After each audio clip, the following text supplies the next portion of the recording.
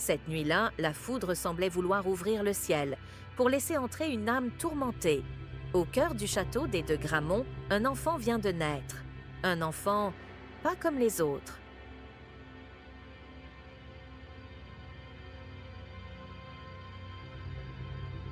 Dans cette pièce, on jurerait voir deux silhouettes, l'une douce, lumineuse, l'autre brisée, inquiétante. Ainsi naquit Olivier de Gramont, marqué du sceau d'une double nature. Toujours doux, rêveur et généreux, Olivier ne comprend pas les regards inquiets qu'on lui lance, car derrière lui, derrière chacun de ses pas, rôde une force invisible.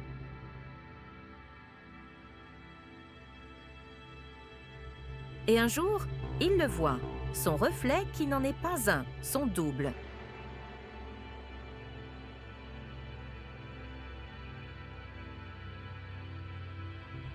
Puis vint Agathe, pure, lumineuse. Pour la première fois, le cœur d'Olivier bat autrement, comme si l'amour pouvait apaiser l'ombre qui l'habite. Mais l'ombre ne veut pas disparaître, elle veut vivre à travers lui.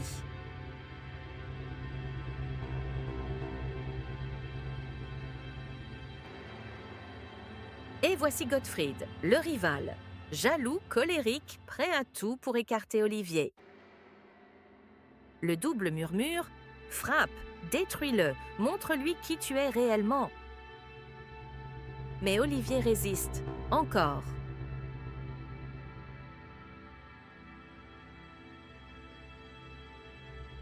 Nuit profonde. La forêt est plongée dans un clair-obscur bleuté. Olivier avance seul, puis le double surgit, même visage, mais noirci par la rage.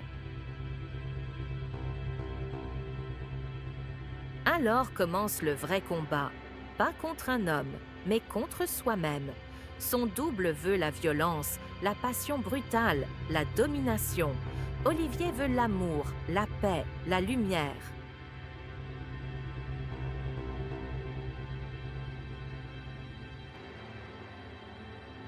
Pour aimer, pour protéger, pour être libre.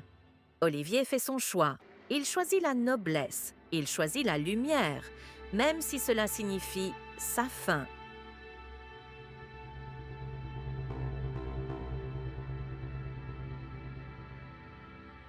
Beaucoup dirent qu'il était mort d'un mal étrange, d'une fièvre, d'un accident, mais ceux qui l'aimaient vraiment savaient la vérité.